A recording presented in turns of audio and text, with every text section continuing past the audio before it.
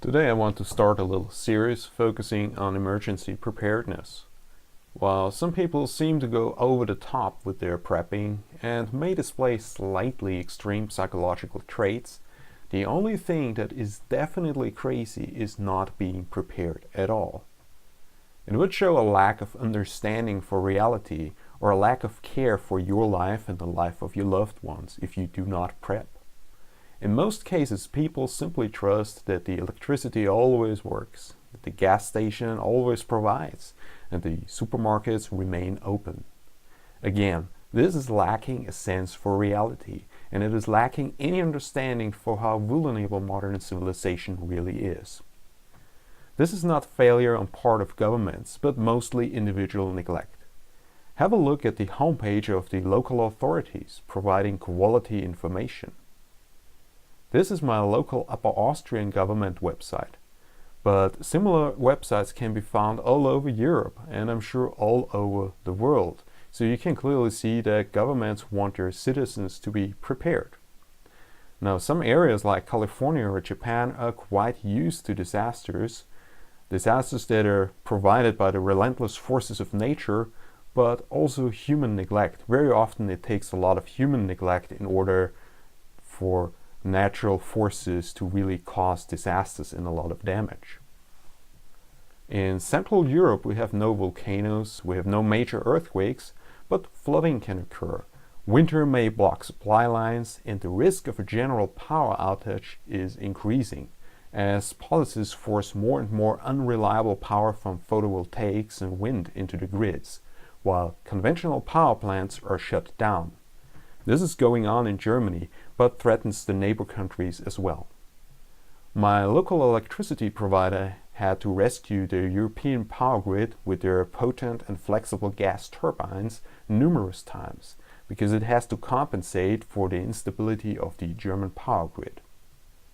A general blackout would not be resolved in a matter of mere hours. We're talking of many days, depending on where you live.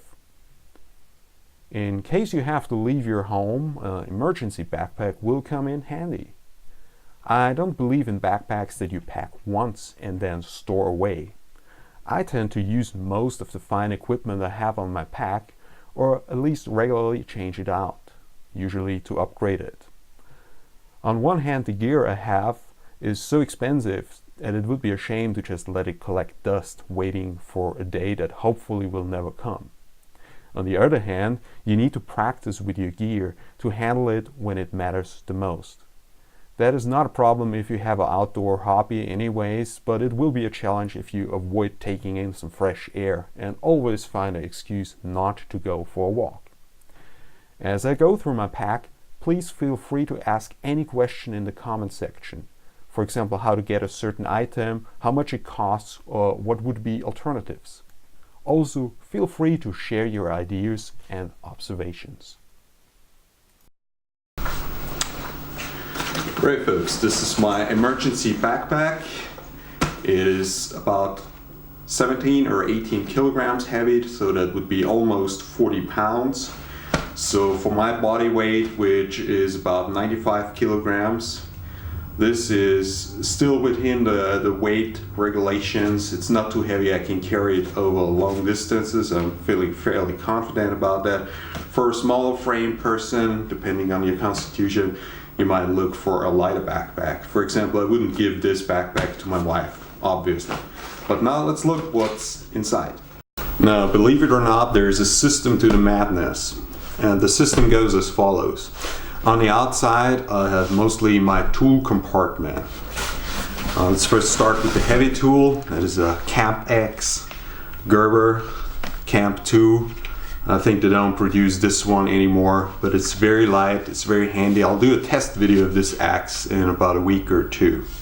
This would be my heavy chopping tool. Now, next in these compartments, we find mostly small tools.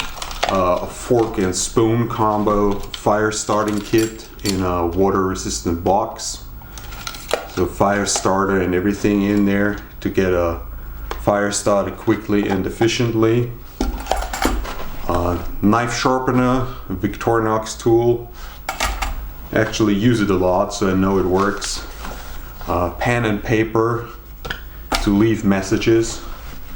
My multi-tool, trusty old Gerber Skeletool.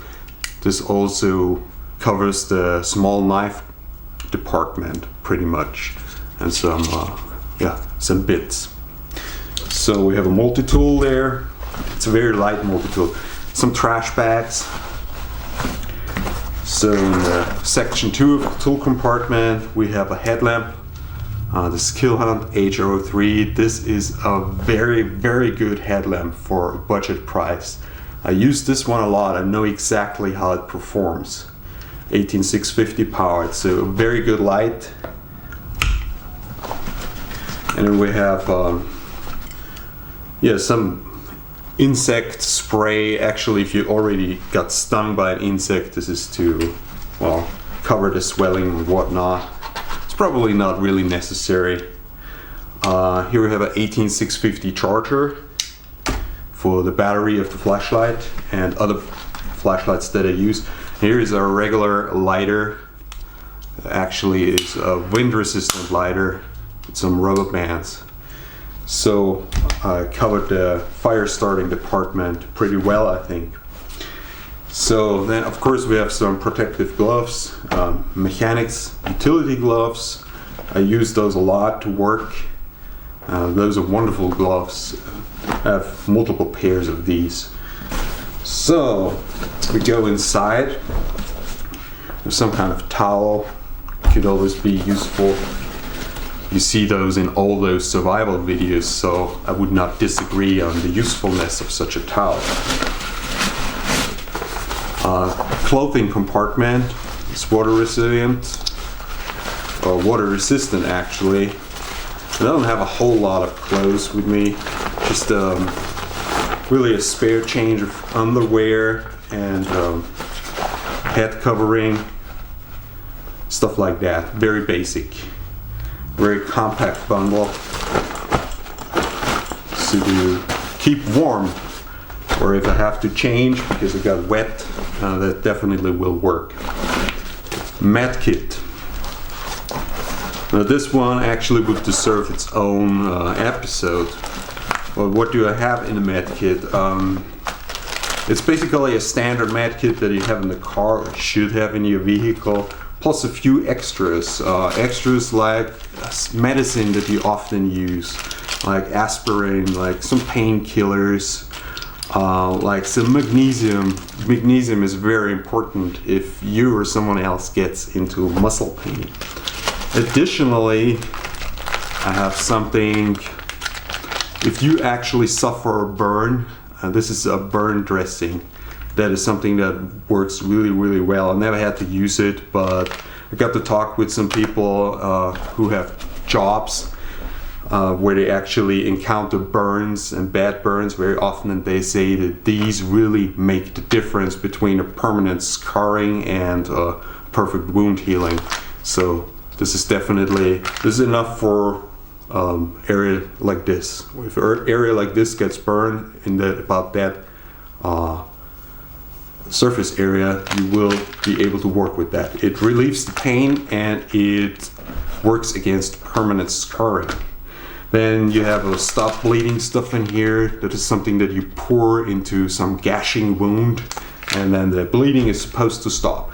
Anyway, some bandages, some fluid to wash out the wound or wash out the eyes in case you got something in your eye. Some super glue and some cover for your mouth, cleansing wipes, whatever, tourniquet. So pretty standard, pretty basic first aid kit. It's still a bit more than you are supposed to have by law in your vehicle. Now if we go in there, a tube tent, a very simple tent. That you set up with, if you just have a string or something like that, that's basically enough. You can set up a tube tent and you can do whatever else with that, whatever comes to your mind. You can improvise a lot with that. Now, before we go into the food compartment, let me show you some additional safety equipment. Of course, a hat, rain cover.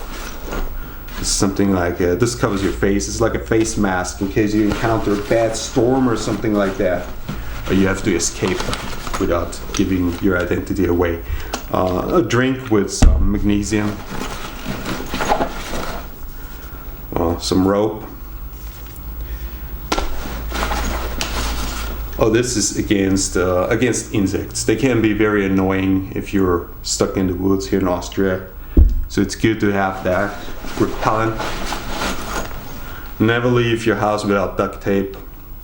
And this is the good quality duct tape, particularly suited for outdoor use. This really works well. It's a bit more on the expensive side. Yeah, some rain cover. So this is a blanket, an emergency blanket. I have multiple emergency blankets in there, because you can also use these to direct heat, you know, for example, from your campfire, to collect the heat all around you. Basically build yourself a little oven, so you don't just have the heat radiation from the front, but also from the back. If you have the cover in your back, it reflects the heat back onto you. Yeah, some zip ties. You never know when you need those. So I also should have some safety goggles in there. Yeah, those are the good ballistic safety goggles that also build an excellent barrier against wind. I've used these a lot in the past, but not recently. So, yeah, some more rope, USB charging cables. It gets a little bit messy in there. I need to figure out a better system. A power bank that also doubles as a lantern. It's water resistant. And some basic sunglasses that are also safety glasses at the same time. So we have some redundancy here, but redundancy means also that you can share in case of emergency, and sharing is often what you need to do anyways. So we have the food compartment.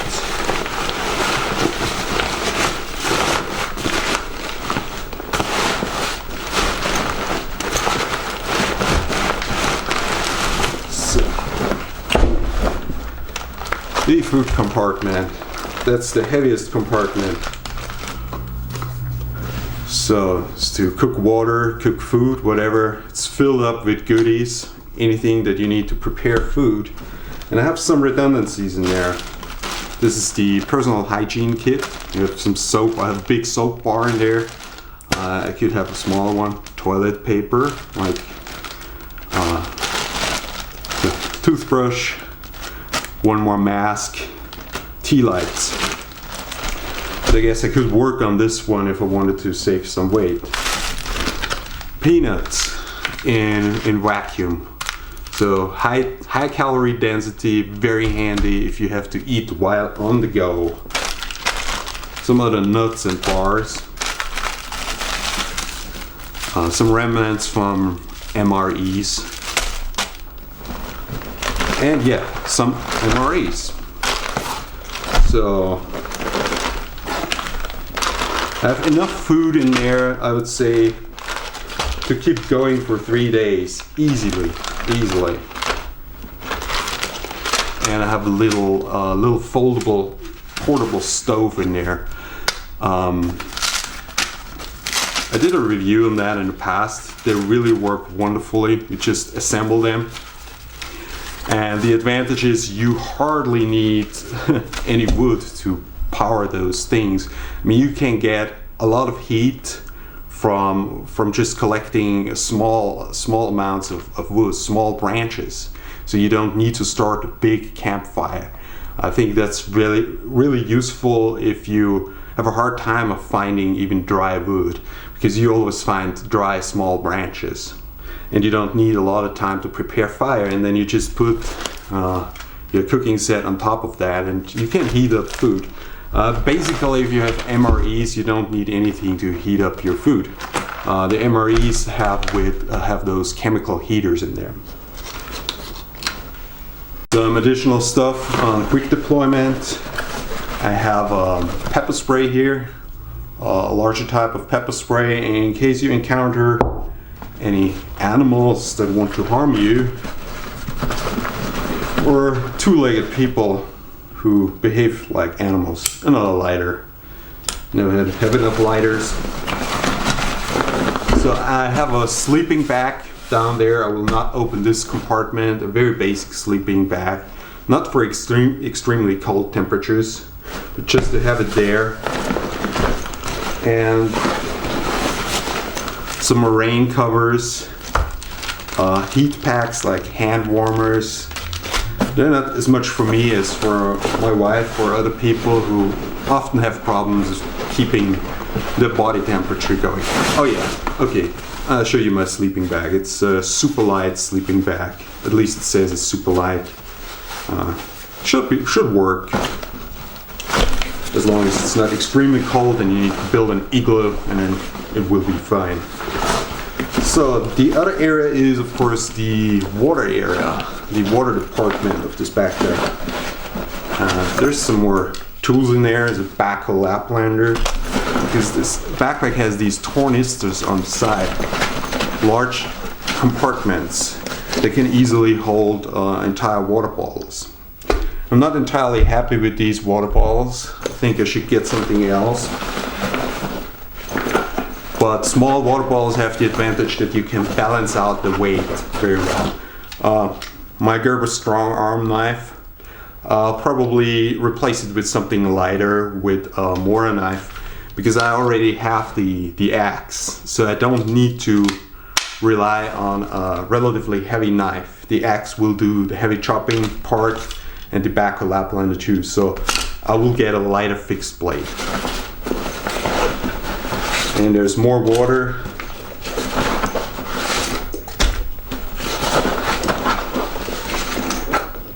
So, and of course a life straw.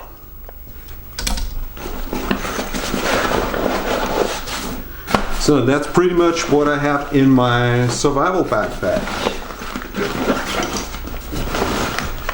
It's enough to keep me going for a few days, also to give aid or help to other people if necessary, and even to build a camp if I have to.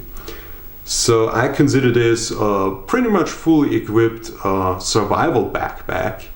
Now, when it comes to these backpacks, there's always something that you can do better to save weight, or equipment that in actuality you would really need. So if you have any ideas, please post it in the comments. If you know ways how to do things better, please point it out to me in the comments. So I can learn from that, others can learn from that as well. I know this is a very complex topic, and there are also a lot of different philosophies about how to pack your gears and get everything in order. But the one thing is sure, the only foolish thing is not to be prepared at all. Even a very small survival or bug out bag is way better than nothing. Okay folks, I repacked the backpack and I realized that I forgot to mention a few things. So the way I organized it now is all the tools are on the outside, including the backhoe Laplander. I adjusted it with the Mora knife, the very light fixed blade, very good quality. The axe, everything is on the outside. And in particular, I forgot the front side, right? On the front side I have a power bank that is 100% water resistant. That is a lantern at the same time. I have safety goggles on the front side. I have a whistle, compass, thermometer, and carbine. No, not the rifle, but what the mountaineers use. And yeah, but generally speaking, this backpack, I got it for 45 bucks. Usually it's about 100. It's not the worst quality, it's not the best quality, it's somewhere a mid-range backpack. And with the loadout, I could pack a lot more into this backpack. It gives me a lot more space and a lot more option. It also comes with a rain cover right here. So you're pretty much equipped for every eventuality. But again, It's not as a budget backpack, and you can get those for very little money. Also, I should mention the backpack has an internal frame system, could also fit a water bladder, so you can really adjust it to your stature, to your body size, and to whatever needs you have in carrying heavier loads. So it gives you a lot of options, which is pretty decent for a budget backpack like that. Now, I thank you for watching this video, and again, feel free to comment, and this is Wear and Tear, over and out.